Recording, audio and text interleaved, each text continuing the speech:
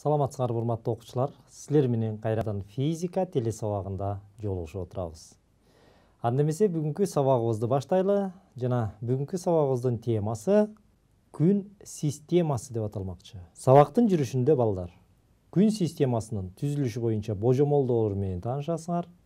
Күн системасынын түзүлүш структурасын билесиңер жана күн системасындагы планеталардын өлчөмдөрүн салыштырасыңар. Ушундай эле сабакта кездешүүчү негизги жаңы түшүнүктөр: астероид, комета, метеорит жана астрономиялык бирдик. Эми балдар, деги эле күн системасынын түзүлүшү жөнүндө айта турган болсок, башкача айтканда, биздин чексиз ааламдагы биздин галактика эмне деп аталат? Жана күн системабыз галактикадан кандай аралыкта, ошо галактиканын ичинде кандай аралыкта, анын борборунан кандай аралыкта жайгашкан, жана ал системабыз кандай планеталардан жана канча планетадан турат, мына ошол жөнүндө сөз кылалы. Деги эле чексиз ааламдагы биздин галактиканын аты саманчынын жолу деп аталган спираль түрүндөгү галактика болуп саналат. Ал эми ошол галактиканын борборунан 25 000 жарык жылы аралыгында биздин 9 планетасы менен күн системасы жайгашкан. Ал эми жарык жылы дегенибиз эмне? Мына 25 000 жарык жылы деп атабыз, бирок ушул аралык кандай түшүнсөк болот? Бир жарык жылы бул 9,46 көбөйтүлгөн 10^12 километрге барабар балдар. Эми эсептеп көргүлө өзүңөр, 25 000ди ушул санга көбөйтсөңөр, ошондо биздин күн системабыз галактиканын борборунан кандай аралыкта жайгашкандыгы жөнүндө элестете аласыңар балдар. Эми ушул күн системабыздын жаралыш тарыхына кайрыла турган болсок, күн системасынын жаралышы жөнүндө албетте ар кандай окумуштуулар тарабынан ар кандай гипотезалар айтылган. Бирок ошолордун ичинен Кант жана Лапластын гипотезасы, ошондой эле орус окумуштуусу Шмидттин гипотезасы туура божомолдоолорго алып келген. Мына ошол гипотезаларга дагы көңүл бөлөлү. 1775 жылы немец окумуштуусу Иммануил Кант ушул күн системанын жаралышы жөнүндө өзүнүн теориясы, гипотезасын сунуштаган.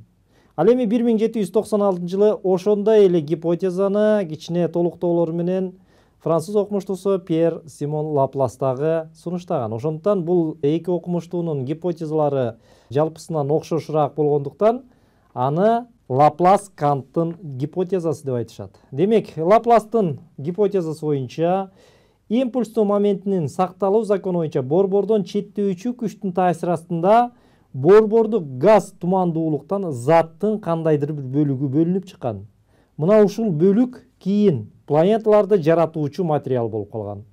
Кант жана Лаплас экөөсү тең планеталардын жаралышын газ тумандуулугунан чачыраган заттар менен түшүндүрүшкөн. Ошондуктан бул гипотеза Кант Лапластын гипотезасы деп аталат. Ал эми 1943 жылы орус окумуштуусу Отто Юлиевич Шмидт ушул планеталардын, деги эле күн системасынын жаралышы жөнүндө өзүнүн гипотезасын дагы сунуштаган. Шмидттин гипотезасы боюнча планеталардын жаралышын өтө ысык уйган газ зат менен түшүндүргөн мурунку гипотезалардан айырмаланып, планеталар музда катуу заттардын биригишинен пайда болгон дейт. Жалпы процессти экиге бөлүп кароого болот мунун гипотезасында. Биринчиден, газ чаңдуу булуттан жүздөгөн километр диаметрдеги орто телолор жаралган. Экинчи этапта болсо ошол орто телолор айлануу кыймылында болуп, гравитациялык талаанын таасиринде биригишип олтуруп, акыры планеталарды пайда кылган. Ошентип бара-бара планета сымал телолор пайда болуп, ал убакыттын өтүшү менен азыркы биз билген планеталарга айланган дейт балдар.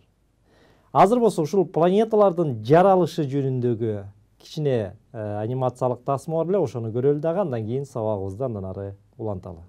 Биздин галактика саманчынын жолу ушул учу кыйры жок жылдыздуу системанын борборунан 25 000 жарык жылындагы аралыкта кичинекей чекит биздин күн системабыз орун алган. Ошол күн системабыздын жаралышы кандай болгон? Башында баары газдардын жана чаңдардын туманынан турган. Бара-бара газ тумандары коюуланып, гравитациялык күчтүн таасири астында кысыла баштаган. Мунун натыйжасында борборунда температура кескин жогорулап, келечектеги жылдыз пайда болгон. Температуранын андан ары жогорулашы жылдыздын борборунда термоядролук реакциянын пайда болушуна жана жылдыздын туруктуу абалына өтүшүнө шарт түзгөн.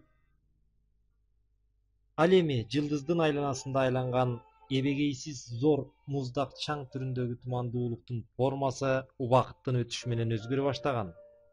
Бул тумандуулуктагы бөлүкчөлөрдүн кагылышуулары менен бири-бири менен энергия алмашуулары тумандуулукту акырындап жалпак түргө келтирип, ал эми бөлүкчөлөрдүн айлануу орбиталары тегерек абалга өткөн. Чоң бөлүкчөлөр майдаларын кошуп алып, бир багыттуу кыймылга келишкен. Бара-бара бул заттар биригишип олтуруп, чоң массивдүү телолорду, планеталарды жараткан. Ошентип, болжол менен 6 миллиард жыл аралыгында күн системасы азыркы абалга жеткен. Мына балдар. Демек, азыркы гипотезалардагы ушул мурунку Лаплас жана Канттын, ошондой эле Шмидттин чындыкка жакындаштырылган гипотезаларына таянат экен балдар. Азыр болсо деги эле күн системабыз, ушу азыркы кездеги биз билген күн системасы кандай телолордон турат экен, ошол жөнүндө айталы. Деги эле күн системасынын түзүлүшүнө карап көрө турабызсок, күн системасынын борборунда орточо жылдыз катарына кирген күн жылдызы жайгашкандагы, анын тегерегинде 8 планета айланып жүрөт. 2006 жылга чейин 9 планета деп эсептелчү. 2006 жылда Плутон планетасы кичи планетага кирип калгандыктан азыркы кезде 8 планета деп эсептелинип жүрөт. Ал жөнүндө төмөндө да сөз кылабыз. Ошондой эле 100 миңден ашык кичи планеталар орун алган жана кометалар, куйруктуу жылдыздары 10-дун 12-нчи даражасына чейинки кометалар жайгашкан дейт. Жана астероид жана метеориттер. Мына ушундай түзүлүштө биздин күн системабызды биз азыркы кезде билет экенбиз балдар. Азыр болсо ушу күн системасы жөнүндө дагы кичине видео тасмабыз бар эле, ошону көрөлү, андан кийин сабагыбызды улантабыз. Күн системасынын борборунда жерге эң жакынкы жылдыз сары жылдыздар классына кирген күн орун алган. Күндүн айланасында өзүнүн белгилүү орбиталары боюнча 8 планета, 47 табигый жандоочулары менен айланып жүрүшөт. Алар: Меркурий, Венера, Жер, Марс.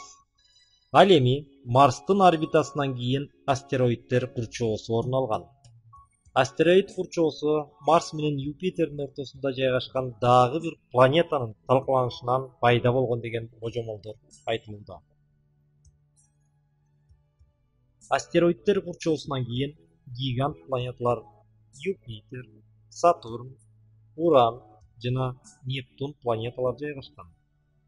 Негизги 8 планетадан башка күн системасында 100 миңден ашуун майда планеталар, кометалар жана метеордук уюктан орун алган сан жеткис метеорлор бар экендиги аныкталган. Мындан башка күн системасынын аймагы чаңдарга жана электромагниттик толкундарга жык болгон. Ал эми планеталардын чегинде Койпердин курчоосу деп аталган астероид, метеорит курчоосу жайгашкан.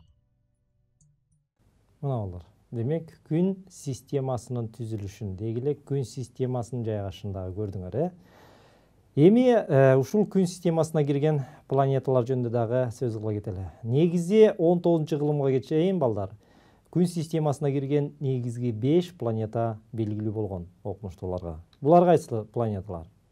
Демек, бул планеталар Меркурий, Чолпон, Марс, Юпитер жана Сатурн планеталары. Бул планеталар байыркы замандарда дагы көп окумуштуулар, байыркы замандын философтору, байыркы замандын астрономдору бул планеталарды байкап келишкен. Бирок ушул 19-кылымга чейин негизги ушул 5 планета белгилүү экендиги аныкталган. Ал эми андан кийинки Уран планетасы 1781-жылы немец астроному Уильям Гершель тарабынан ачылган.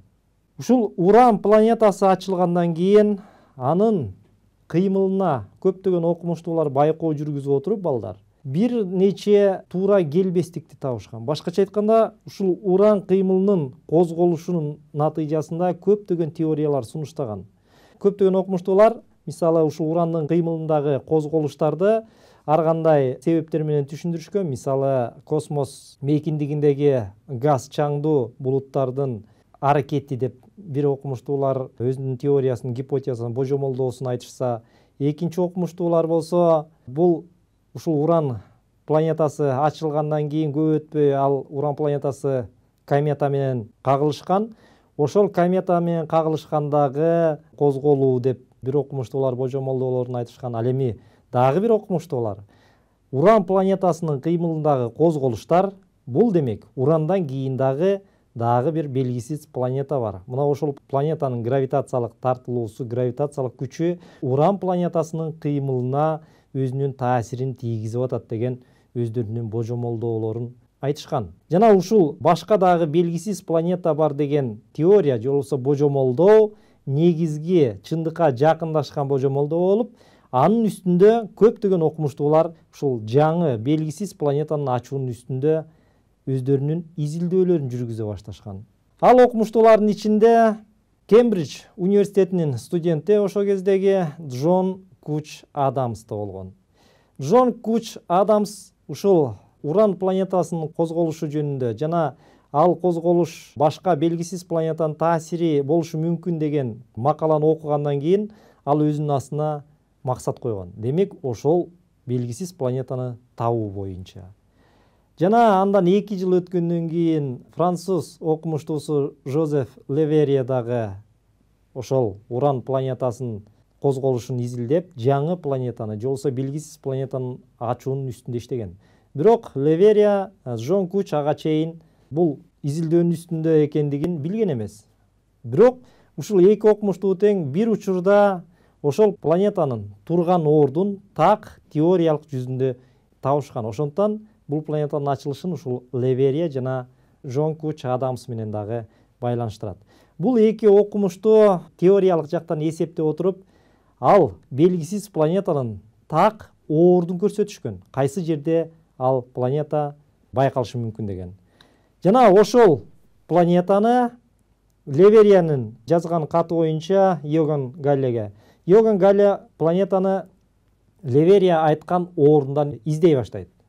Жана көп өтпөй, албетте 1846 жылы ушул көрсөтүлгөн ордунан жаңы белгисиз планета ачылган Иоганн Галле тарабынан.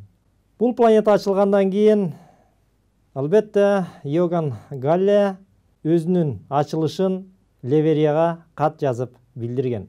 Улуу окумуштуу Тихо Браге бул планетанын ачылышын калемдин учунда ачылган планета деп атаган. Башкача айтканда, так эсептөөлөрдүн натыйжасында ушул планетанын ачылышы көрсөтүлгөн орундан табылган экен балдар. Нептундан кийинки планета биз жогоруда айтып кеткен Плутон планетасы дедик. Плутон планетасы 1930 жылы америкалык окумуштуу Клайд Уильям Томбо тарабынан ачылган. Ал 2006 жылга чейин планета болуп саналган.